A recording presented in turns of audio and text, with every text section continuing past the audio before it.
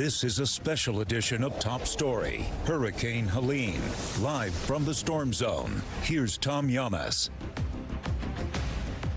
And we are live tonight from Tallahassee as catastrophic Hurricane Helene nears landfall. This ferocious and extremely dangerous storm reaching Category 4 strength moments ago as it takes aim at Florida's Big Bend. This is a nightmare scenario, especially for Tallahassee. This will be one of the strongest storms to slam the capital in modern history. We're taking a live look now at this bridge which connects Cape Coral to Pine Island. This is south of Tallahassee where we are. You can see the intense waves slamming into the roadway as winds push waters onshore. This unusually large storm will be highly destructive. The impacts will be felt far beyond Florida, even as far as Tennessee. As we take a different live look here, a different vantage point, this is the Sanibel Causeway right now live, the roadway which was rebuilt after Hurricane Ian destroyed it. Officials saying it expects widespread devastation along the coast and even further inland. We hope all that rebuilding holds up tonight. Helene expected to bring unsurvivable storm surge, which could reach as high as 20 feet in some places. This dangerous storm set to unleash tornadoes, flash floods, destructive winds, and power outages that could last for days, if not weeks. Right now, 40 million Americans are facing some kind of tropical alert. Look at that, with 12 million inside the hurricane cone. Tropical storm force winds extending a sprawling, get this, 350 miles wide. That's roughly the width of Nevada. This storm will cross state lines, maintaining hurricane strength. So those in Georgia and the Carolinas are bracing for what's to come after tonight. Evacuation orders are in place, but those who didn't leave are hunkering down and waiting out the storm. New video showing violent waves pushing into Tampa Bay's Howard Bridge. Florida Highway Patrol shutting down major bridges and urging people to stay off the roads. Hurricane-force winds will push ocean waters inland, inundating neighborhoods. The dangerous storm surge at its peak will rise well above a single-story home. Look at that. New video of Sarasota, a storm surge blasting the city, turning streets into rivers there. And this is just from the outer bands. And a reminder, this is just the beginning. At this hour, more than 290,000 customers are without power as the storm moves onshore. Those numbers will rise. And as we near landfall, conditions are beginning to rapidly deteriorate, and it's only expected to get worse from here. Tonight, that monster Hurricane Helene aiming for Florida's capital, destroying these docks as Tallahassee braces for catastrophe. This area has not had a major hurricane hit in quite some time, and certainly nobody in recent memory has seen a storm of this magnitude that has hit. With a foot of rain and triple-digit winds in the forecast, residents bracing for power outages and floodwaters raging in. Authorities urging everyone to get inland fast. Sergeant, you just came over here to tell us something important. What was that news? Well, that evacuation is mandatory, and as you can see by the water, it's just going to get worse. So we need to make sure everybody's cleared out of here as quick as possible and as safe as possible. A hurricane so severe, the National Weather Service calls the storm surge potentially unsurvivable. 46 million under flood alerts, 20 million at risk for tornadoes. And Helene's fury could turn trees into weapons. You can have a great home that can withstand a Category 3 storm, winds. It's a lot more difficult to withstand a big tree falling on your roofs. As hazardous tides menace the Big Bend region, some coastal towns could see storm surges 20 feet high. This weekend was supposed to be a big money festival at John Turner's Bar. Instead, it's a disaster. You're obviously taking this thing seriously. What do you think's going to happen? Well, we, prepare for the worst, obviously, and hope for the best and pray for the best. For many, shelters are the only way to stay safe. That's where Naomi Alonzo and her 3 kids will ride it out. Well, because, we've never been through a hurricane like this big, and we would just rather be safe than, just in case. Tonight, as the full force of Helene lands on shore, local officials with a final warning. If you're just bound and determined to stay and not get out of harm's way, go ahead and take a black magic marker, write your name, your social security number, everything on the armor. We can identify you. And one of the big concerns here in Tallahassee, take a look behind me, it is those live oak trees. They are all over the city. They are beautiful. They provide shade, but they're going to be very dangerous tonight because, again, we're talking about Category 4 hurricane with those strong winds north of 130 miles per hour. We hope they stay up, but even the governor here is concerned about those trees because they could get in the way of rescues and, of course, the recovery as well. For more on Hurricane Helene's track and the timing, NBC News meteorologist Bill Cairns joins me tonight live from New York. So, Bill, walk us through step by step what you expect tonight and if there's been any change or any wobbling in the last hour. Yeah, Tom, what's first amazing is that you standing out there in Tallahassee, who's about to go through the eye of a Category 4 hurricane in 5 hours, it looks nothing like it. You wouldn't believe me. You'd be like, how is this possible? This storm is unlike any others that we've seen in the Big Bend region of Florida. First off, if it maintains Category 4 strength and makes landfall up here in a couple hours, it'll be the first time in our recorded history that's ever happened. So that's going back to the mid-1850s is when we have hurricane records from. So that's one portion of the storm. The second, this is one of the fastest moving major hurricanes we've ever had in the Gulf of Mexico. The forward speeds between 20 to 25 miles per hour. That's going to take this energy and push it much further inland than normal. Usually these storms weaken quickly because they're moving slowly at the coast. This is going like double of the forward speed of many other storms. So that's what makes this storm kind of special and different than others. You can clearly see the eye. The storm has already been as close to Tampa as it's going to get. Water levels are already about 4 to 5 foot higher than they should be from Fort Myers, the Naples, Sarasota, all the way up to Tampa Bay and Clearwater Beach. The surge is already coming in. We're just coming off a low tide, and these water levels are now going to quickly rise as the winds get stronger along the coast, and that water gets pushed up, and as the high tide is coming in as we head towards midnight. Those two things combined are trouble. So who's going to go through this eye? It's right now about 40, 45 miles wide.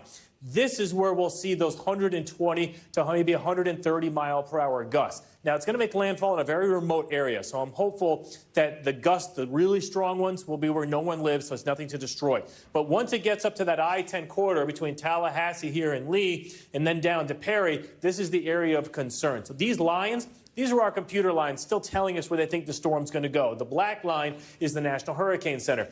A difference of 10 to 15 miles is huge. It could be the difference between Tallahassee going through the eye or being on the edge of it.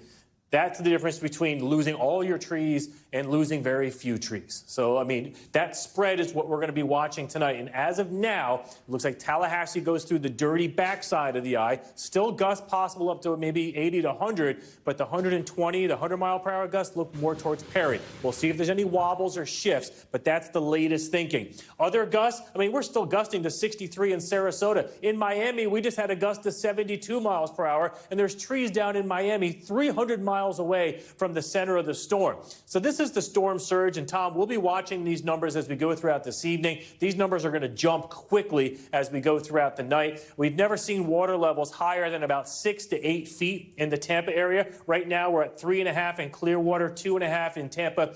But these numbers are going to jump, Tom, as we go through the night. This is a storm like we've tracked no other into the Big Bend area of Florida. And the speed at which it's going to go through Georgia and the damage in Georgia is going to be really intensive. And I haven't even begun to talk about what's probably going to take the most property and lives, and that's going to be the freshwater flooding and all the issues in the mountains of the southern Appalachians.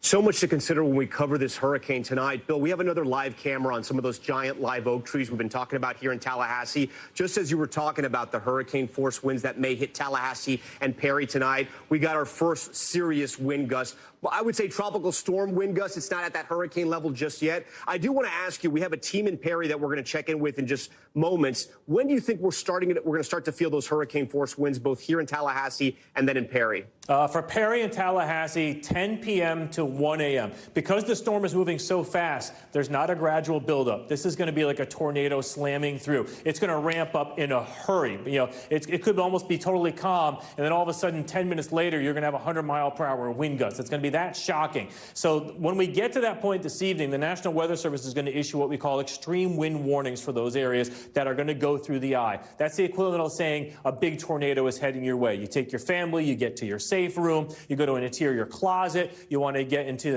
a bathtub, you want to put a mattress over the top of you, and that's what's going to be happening as we go from 10 p.m. to about midnight in that area between Tallahassee and Perry. We're not going to want any of our crews out in that. That's the extreme danger with items flying in the dark all over the place. That's the danger time. And Tom, as quickly as the storm is going to come in between that 10 p.m. and 1 a.m., by about 2 to 4 a.m., it's going to be windy and breezy. The rain may even stop. So this is an in and out, unlike most other storms I'm sure you've covered and many other people have seen.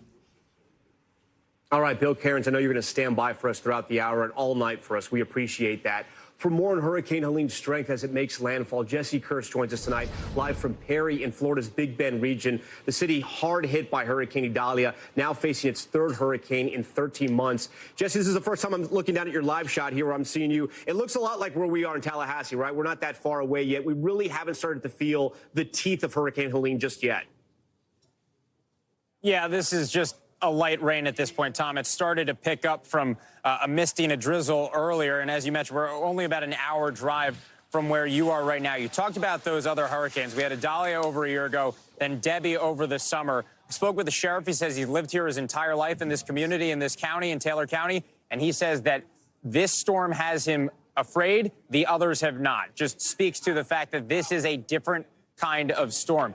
And I think one of the things that we are ourselves trying to convey to people who live in these communities, this is not like other storms that have come through here. There's been a restaurant that our team has eaten at here the last 2 days, and someone who works there, who we've gotten to know as we've been eating here, was leaving earlier. I asked him if he was sticking around or if he was leaving town. He said he was planning to stay because his grandma lives here and did not want to leave.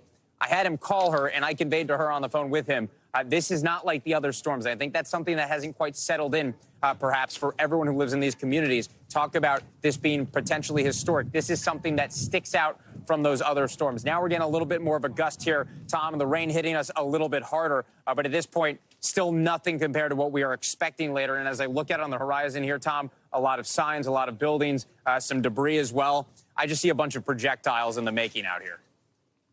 All right, Jesse Kirsch, for us, you and your team, please stay safe. I want to immediately get to Tampa right now. We finally have our team live and ready there. The conditions there have gotten dangerous, but Marissa Parra is able to be live with us tonight here on Top Story. Marissa, first, what are you experiencing there in Tampa? And talk to us about the conditions, how they've changed over the last hour. Hey, Tom. Well, we're joining you from the back of a pickup truck bed. I just want to let you know. So we are not in contact with the water, but you can see if you zoom in, I'm going to have my photographer show you what we are looking at. So that's Bayshore Boulevard, if you can believe it. That stop sign right there is where Bayshore Boulevard is supposed to start. But really, this is the Hillsborough Bay spilling over onto the streets. So honestly, there's really no distinction between where the Hillsborough Bay begins and the street ends. So deterioration of conditions happened pretty fast, Tom. We were here all day, and it really picked up within the last hour or so. And so this whole region, they have warned about the storm surge. They have warned anywhere between 5 to 8 feet. And we know, we've been talking about it for days now, those mandatory evacuation orders. We were reporting on that yesterday. And today we heard some very stern words from the Pinellas County Sheriff. This morning, he was warning and even saying, expressing his frustration that he was not seeing enough people heeding those orders. And for those who do not know, Pinellas County is a peninsula. It is flanked by the Gulf of Mexico and bay water on either side. So it can get very isolated when there is flooding and storm surge. And what he was saying is at a certain point, it's going to get too dangerous for first responders to come and rescue people in their homes. And so we are, as you can see, either approaching that point or at that point now, Tom. We know bridges that connect this county to the outside world are closed. We know that several bridges have closed down. We know that access to those barrier islands are also shut down as of 6 p.m., Tom. And he did say that at a certain point, they're not going to come and rescue you. His advice to people at home who decided to ride out the storm and not evacuate was to climb on top of furniture or get on top of a roof and wait until it's safe for first responders to come. But, Tom, if this is any indication, we're expecting more rain. It is not letting up anytime soon. And you can see it is already creating havoc in parts of downtown Tampa here, Tom. Yeah, and in some cases, it's been raining for 24 hours in parts of Florida. As we look at Hillsborough Bay take over that neighborhood, Marissa, do you know if people evacuated from that area? Can you tell? I've noticed some lights on there, but that may just be emergency lights and or the power that hasn't gone out just yet.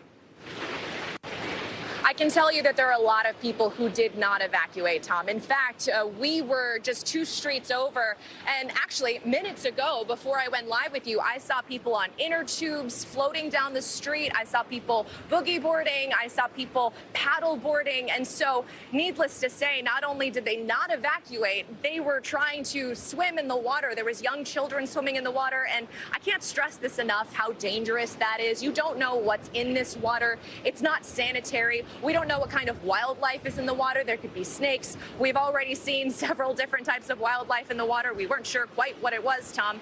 But then on top of that, you have sewage that's spilling over. We talk about this all the time. It's truly unsanitary. If you have open cuts, you could get all kinds of infections. So we really do not recommend that. But it is something that we are seeing. So again, not just people not evacuating, but actively playing in the water here, Tom. Marissa Parr for us. Marissa, please get to safer ground. You and your team stay safe tonight. We are going to check back with you. I do want to ask our director, Brett Holy, now to pull up, I think it was Gulfport, Florida right now, near St. Petersburg, I believe. The flooding that's coming in there is pretty dramatic right now. These are live pictures that we're watching as they come in. This is the storm surge, people, we've been telling you about over the last 2 days. In some parts, they thought it could get up to 15 feet, maybe even 20 feet. That is a lot of water. And again, this hurricane is hitting at night, which is one of the biggest problems because it's going to take time to get to people. And it's going to be unclear just how bad the damage is until the sun comes up. What's incredible here, power's still on. As all that water is rising, you can still see power here. It might be generator or it might just be the grid holding up. A big factor in tonight is how long those FPL lines will be able to withstand those Category 4 hurricane winds, because usually they can't. We saw line crews out today repairing lines already. And as we heard from Bill Cairns down in South Florida, they've already lost power. At last check, about 200,000 customers throughout the state of Florida without power right now, as we're watching a lot of water come into that community right there. Southwestern Florida, as we've been mentioning, has already felt the effects of this storm, including communities that have barely rebuilt from Hurricane Ian. One of those communities, Sanibel Island, which is near Fort Myers. During Ian, residents there became stranded after the island's bridge to the mainland collapsed. You may remember those very dramatic pictures, including neighbors Michelle Wysiertowski and Larry Leventhal, who met in the aftermath of that destructive storm, and they join me now. So, Larry, Michelle, first, how are you guys doing tonight? What are you seeing outside your windows? You go. Well, the storm has been not terrible until the last couple of hours. We're getting more storm surge into the parking lot, into the storage units down below, into the back. You know, Larry, we've been watching these live shots of, yeah, go ahead.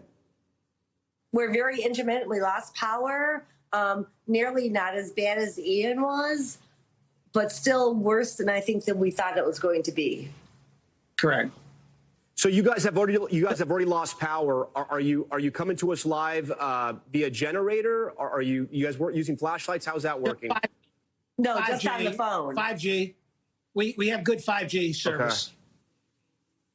All right, so the cell phone's still working. That's a good sign. We've been looking at live pictures tonight of the storm surge in different parts of Florida, not too far from where you are. How far are you guys tonight from the water?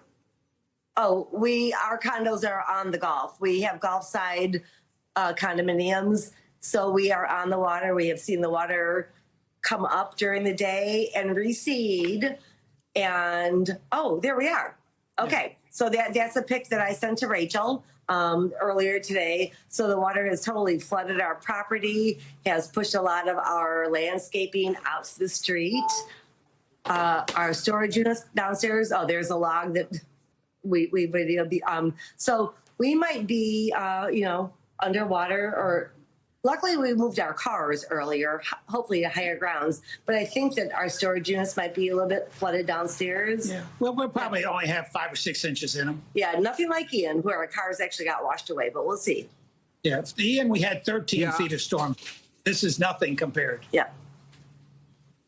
Right. But it's also just getting started. Hopefully that holds and it's not as bad as Ian was. People at home may be watching this, and I grew up in Florida, I grew up in Miami, and they may be asking you survived Hurricane Ian, everything that came with that hurricane, and now you have another hurricane and you stay living by the water. What do you tell people?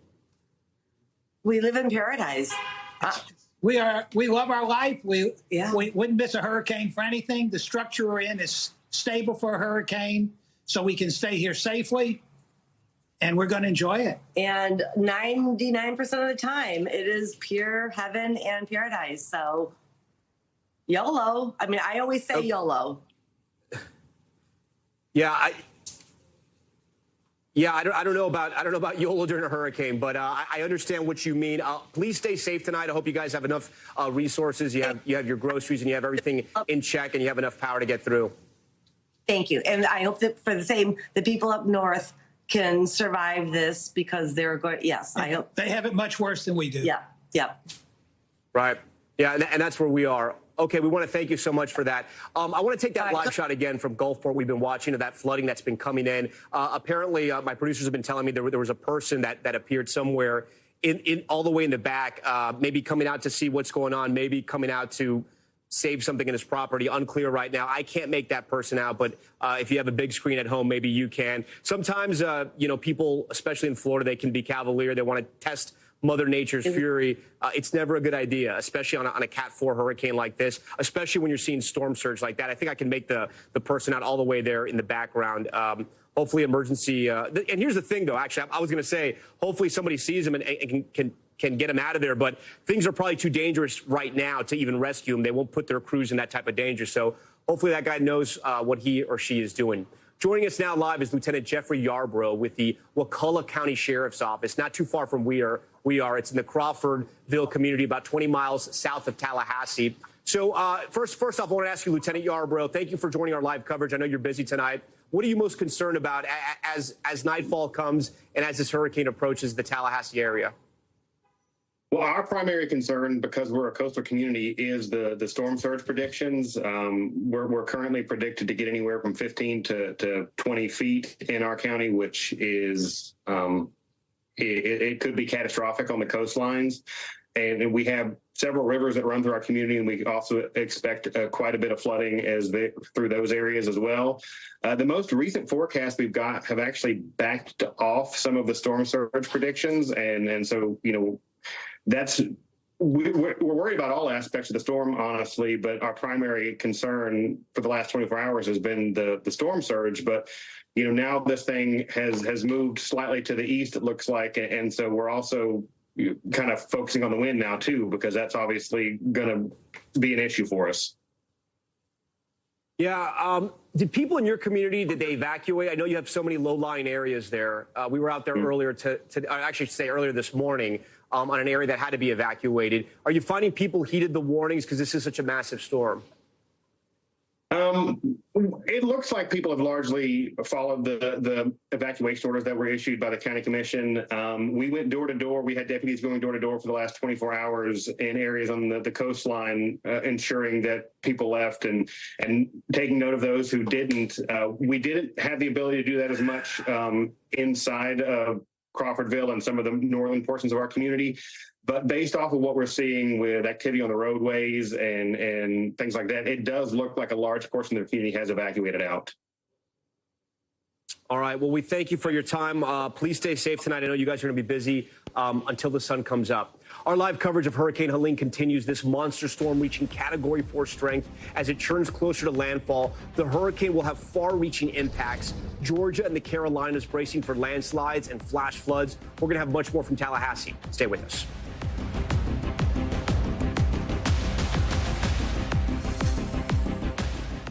Welcome back to our continuing coverage of Hurricane Helene. We are here in Tallahassee right now, and you can see these are the live oaks we were telling you about. We're just under them right now. The reason why we're here is to kind of show you what the major concern is, at least in the capital of Florida right now. We're still about 2 to 3 hours away from getting serious hurricane winds, or at least tropical storm force winds. It is incredibly calm here in the capital of Florida. And there's a little bit of rain, not a lot of wind. Right now, Tampa's getting hammered, but in a few hours, we're going to feel that as well. We're going to go to Tampa, back to Tampa, and our team there in a bit. But first, I want to go to Atlanta right now, and Priya Sridhar, who can give us an update on what they're expecting and potentially hurricane force winds even in the state of Georgia. Priya. That's right, Tom. So believe it or not, the weather that we're experiencing right now isn't even Hurricane Helene. This is a separate storm system that we've been experiencing for the last 24 hours. So when Helene comes here, it's only going to make matters worse because the ground here is already extremely saturated. We're expecting the potential for flash floods, but also that extreme wind that you guys were experiencing down in Florida is expected to come up here. 60-mile-per-hour winds. We're talking about potential for tornadoes and even landslides. So the mayor of Atlanta is urging folks to stay at home right now. The Atlanta Metro public school system has closed down for the past 2 days, and they're basically urging all non-essential employees to stay at home today and tomorrow, Tom. Yeah. All right, Priya, we thank you for that. We're going to go to George Solis in Asheville, North Carolina right now. George, talk to me about what you're seeing in North Carolina, what they're going to be hit with over there. Hey, good evening, Tom. Good to be with you. This is sort of the appetizer before the main course, if you will, the mixed mind is not going to work. Moving up into the Carolinas. In the western part of the state right now, we're already at 1,000-year flood status, and that is just, as Priya mentioned, from that stalled system that is here dumping buckets of rain, inches of rain. That's only expected to get worse as Helene makes its way here. Granted, not expected to be a hurricane when it is here, but this western part of the state already hammered by the rain that has been relentless here. We're going to have wind. We're going to have flooding events. The governor, of course, declaring a state of emergency, knowing what's ahead. There's also local states of emergency that have been declared to get those resources in place. Resources from up north are already in position to stage for those water rescues that are inevitable. And we have seen some flooding here on the roads, as you can see behind me, some folks trying to drive through it, some walking through it, what you're not supposed to do during this. And this is only expected to get much worse as the hours progress, as Helene's remnants make its way here into the Carolinas. Of course, there are no mandatory evacuations, but there are voluntary ones in place. This area not used to getting a lot of hurricanes, Tom. So you can imagine a lot of people still not sure what to do at this point. But the urgency and the recommendation from officials couldn't be clearer. Stay home, weather this storm, take it seriously as Helene makes its way here into the Carolinas, Tom. Yeah, I've been to Asheville many times. I can't imagine what they're going through or thinking about this and the infrastructure they may or may not have in place to deal with the hurricane. It's usually that area right there does not get hit with hurricanes, but it just shows sort of how strange and bizarre this hurricane is going to be. Okay, George, we thank you for all your reporting. We're going to take a quick break. When we come back, more what's happening across the state of Florida with Hurricane Helene. You're watching a special edition of Top Story, live in Tallahassee.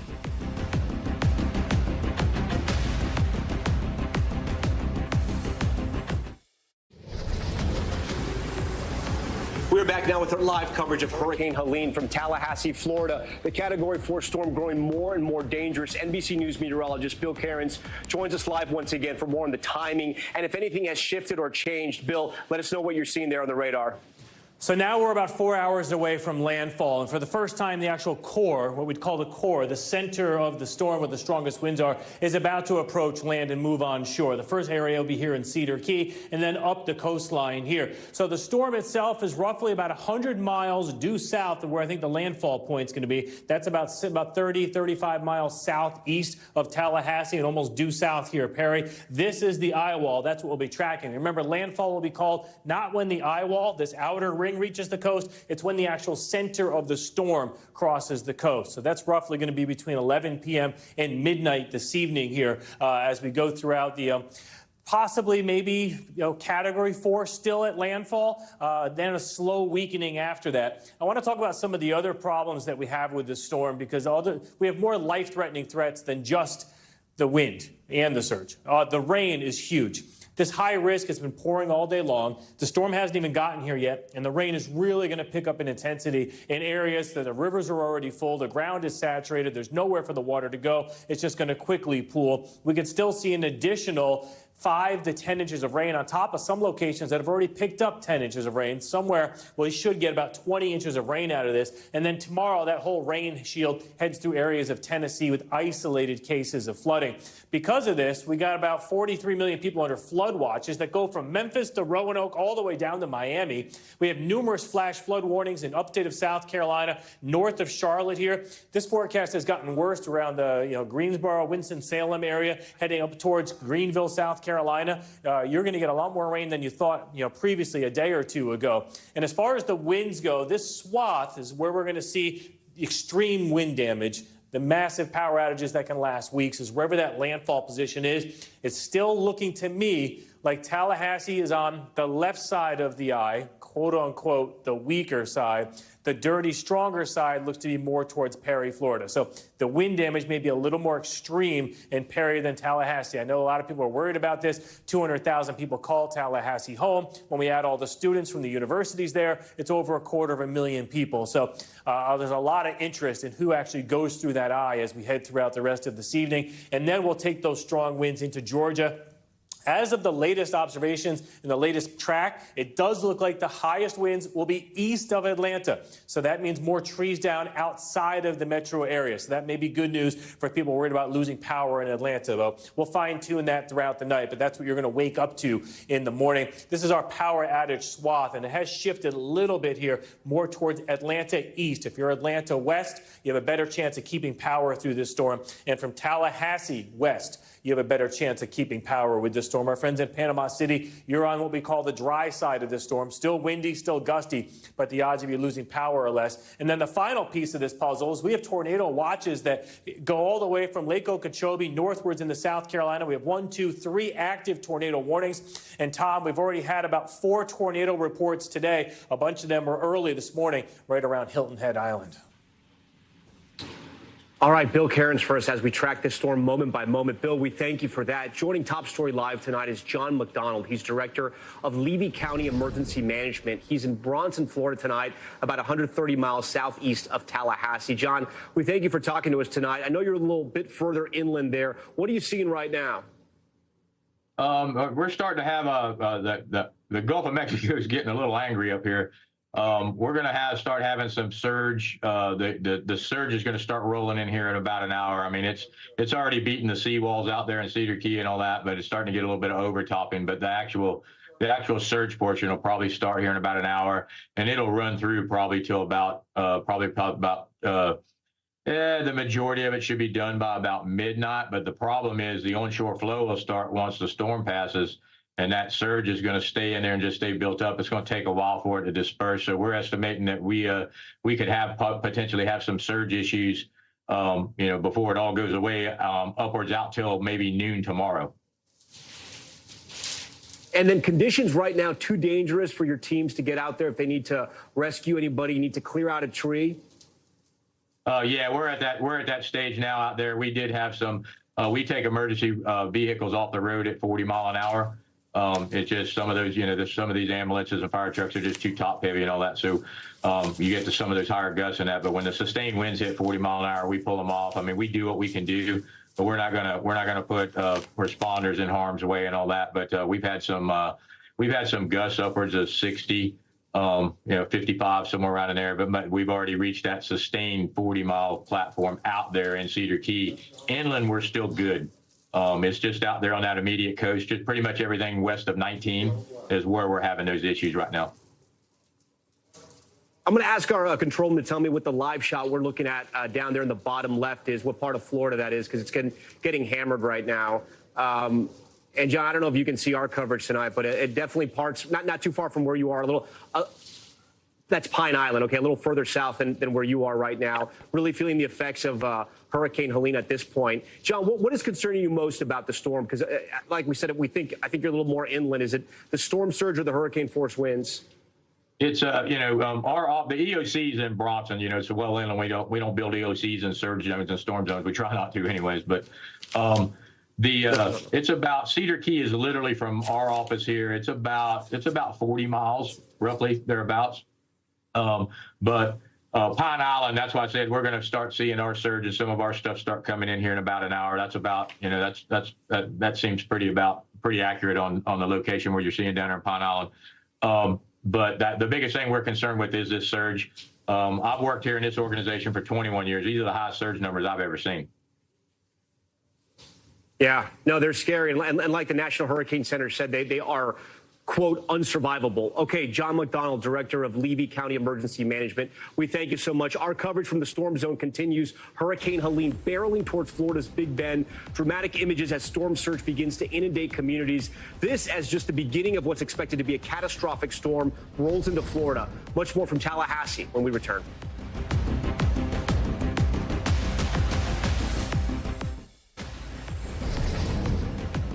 We are back now with our special coverage of Hurricane Helene, looking at live pictures now. Check out this storm surge coming in to Gulfport, Florida right now. This is outside of a casino, I'm being told.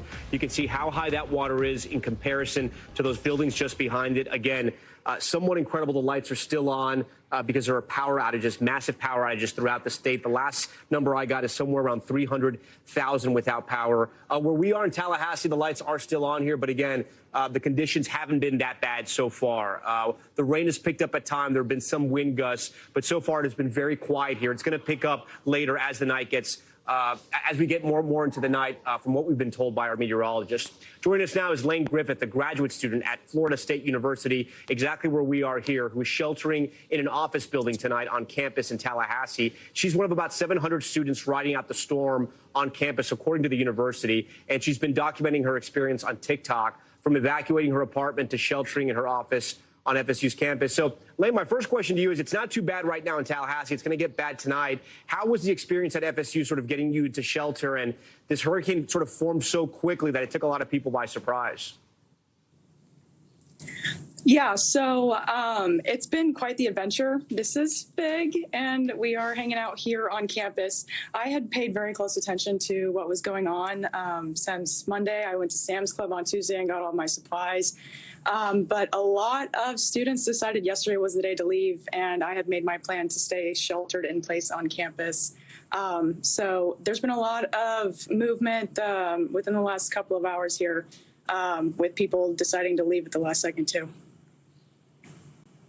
Yeah, so, I mean, you have, I think, about more than 30,000 students at FSU, right? So many students, I mean, so many people that live in Tallahassee are college students. Did people get out? Are they staying? What exactly are they doing? Because so many live in the dorms here. So, yeah, I believe that most of the students that I am friends with have chosen to either leave or shelter in place. FSU is providing shelter for FSU students at the Civic Center. So I'm very grateful for FSU being so correspondent with us and making sure that everybody gets taken care of, including our lovely animals here over at the EOAS building. Right next door, we have the National Weather Service in the NOAA building. So we're doing good. Yeah, and when you say they're taking care of you guys, obviously providing shelter and giving you guys food and making sure you're going to be good for the next couple of days? I believe that the Civic Center is able to provide those resources for students. As of here, we have access to showers, and there is some degree of backup power on campus. As far as I'm aware, the building that I'm in, our power is underground, so we are the ones that are less likely to lose power early on. But it is the surrounding areas in Tallahassee that are already starting to experience outages. So we're keeping an eye very close on what's going on, and we're going to be awake through the night watching this through the window. And all of our cars are up safe. We are luckily in a place where storm surge won't affect us, but this wind will take, as you guys were talking about earlier, these live oaks straight out of the ground. The ground is very saturated right now from the rain that we've been getting very recently. So that's my fear here, is all these live oaks that will be going down. Lane Griffith, I hope you have a safe night. It's going to be a little bit wild tonight, but it looks like you're in good hands there. I hope you and your cat ride it out okay. We are live tonight from Tallahassee as Hurricane Helene nears landfall. Helene could be the strongest storm to ever slam Florida's Big Bend region, but right now Tampa is getting slammed by the outer bands. The mayor of Tampa joins us next.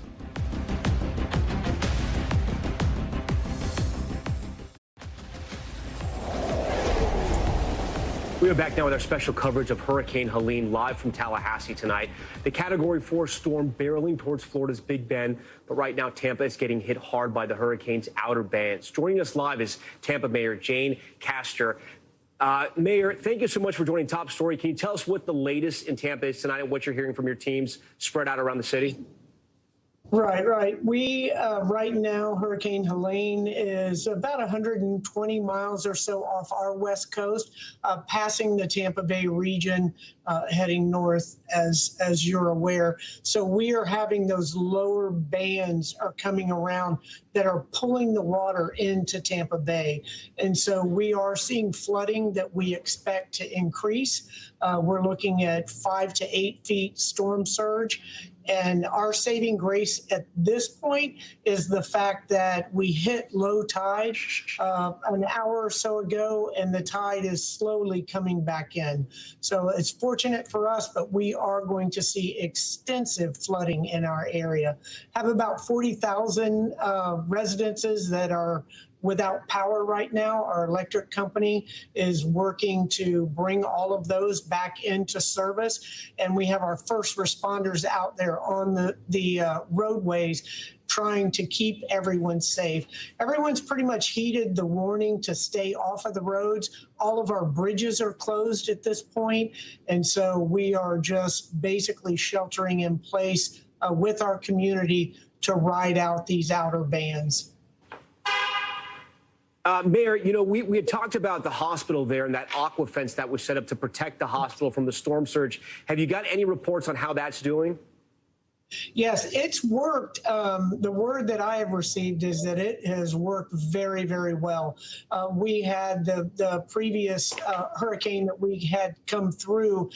It kept a couple of feet away from the hospital. So we'll see how well that performs. Actually, I'm on the airport board here for Tampa International Airport, and they have purchased that aqua fence as well. And they've erected that around the office building out at the Tampa airport. So very interesting concept, pretty easy to erect.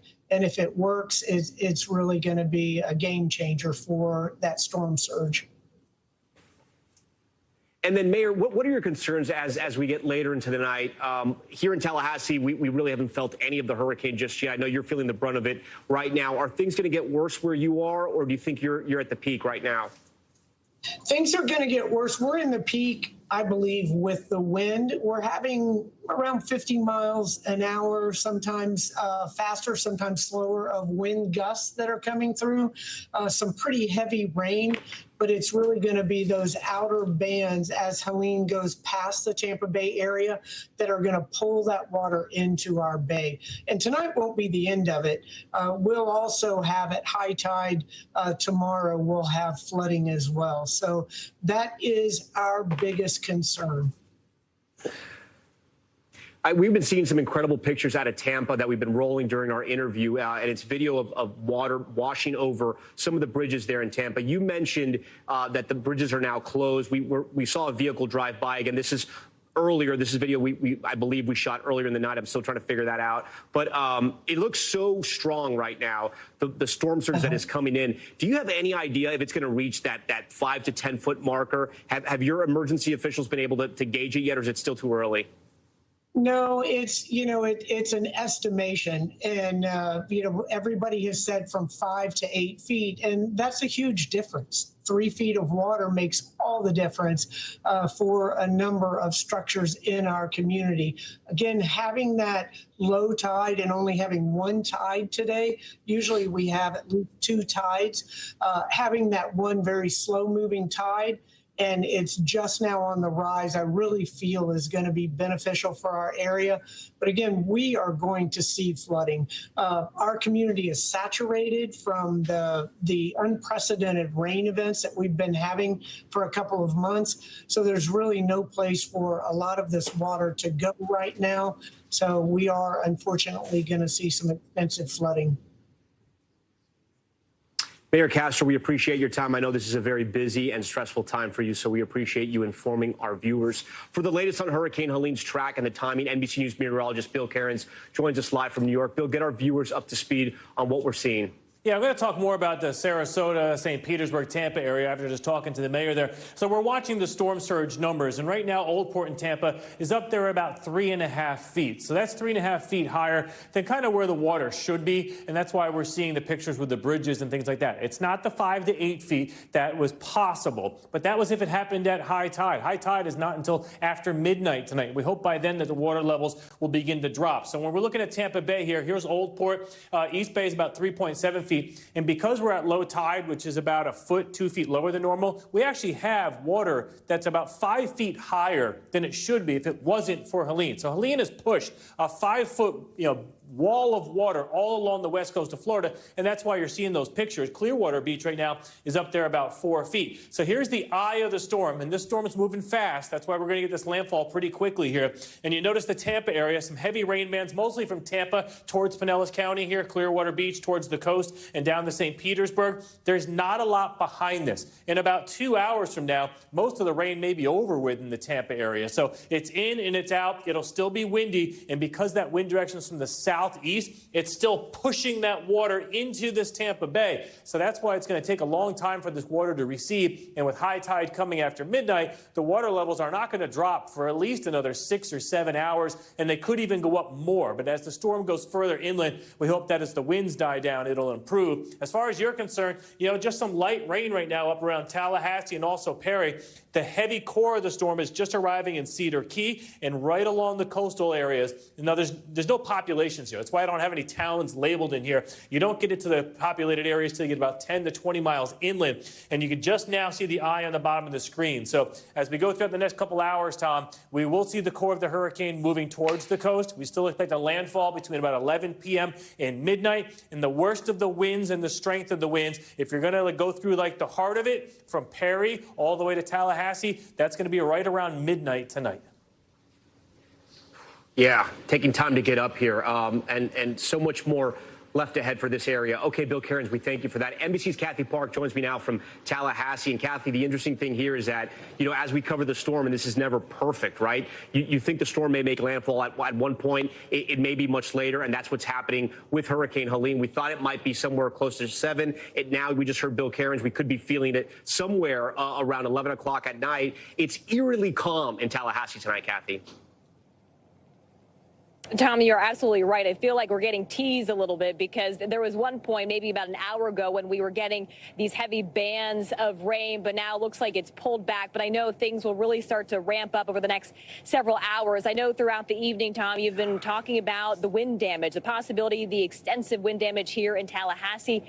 Roughly 55% of the city is under tree canopy. So that really is a big concern, especially when you have 100-mile-per-hour winds moving through here at a pretty quick clip, and it stays in this area for an extended period of time. So officials are worried about those downed trees, the debris, the power lines, and of course, the power outages.